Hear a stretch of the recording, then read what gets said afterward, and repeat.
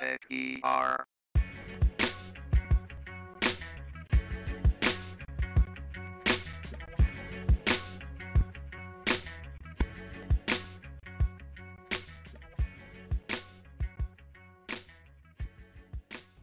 Welcome back to TechER. I'm here with Captain Rob, CEO of Trumbull Home Improvements, to tell us about the GPS Fish Finder. Now, this device is crucial for any serious fisherman or boater out there. So, Rob, tell me a little bit more about this device. Well, this particular device that we have on board is a Lawrence GPS Fish Finder. It's capable of showing us what the depth is in the water that we're in, also locating the fish that we may be interested in catching, and also it'll tell us where we are and how we get there and how we get back.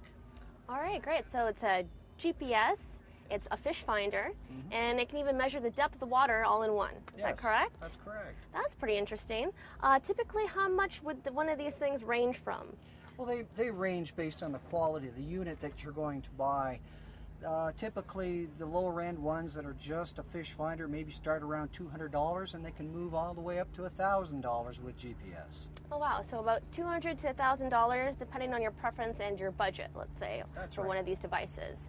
Pretty interesting. So exactly how does the fish finder work? Does it just track your location and the fish around the area of the boat? There's two factors that come into play. There's a scanner that scans all the activity under the boat. Okay.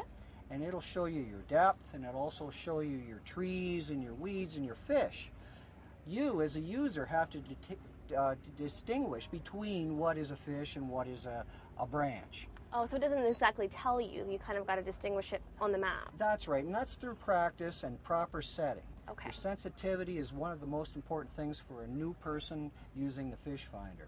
The second answer to your second question was the GPS. There is a different type of tracking element there, and on this particular unit there's an antenna inside it, and it, just like your regular GPS in your car, it'll tell you where you're at in terms of coordinates, latitude and longitude.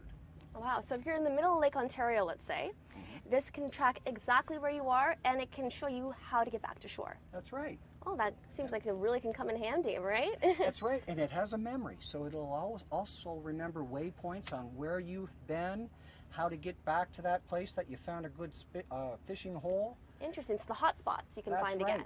And for safety's sake, if somebody fell off the boat, there's a feature there called Man Overboard.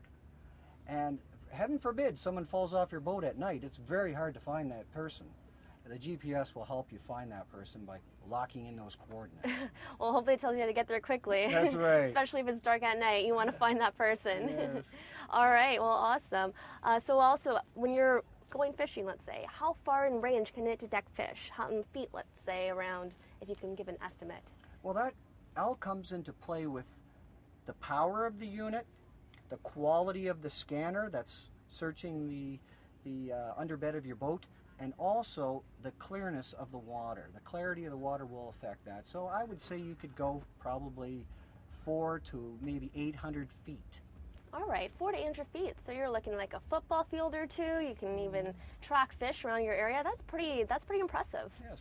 All right, and what about some other brand names you can think of out there? What would you recommend as a fisher yourself in having one of these devices? Well, I'm quite happy with the Lawrence, but there are other models. There's the Eagle, there's the Hummingbird. We have a Knobman here that came with the boat. There's a whole host of them.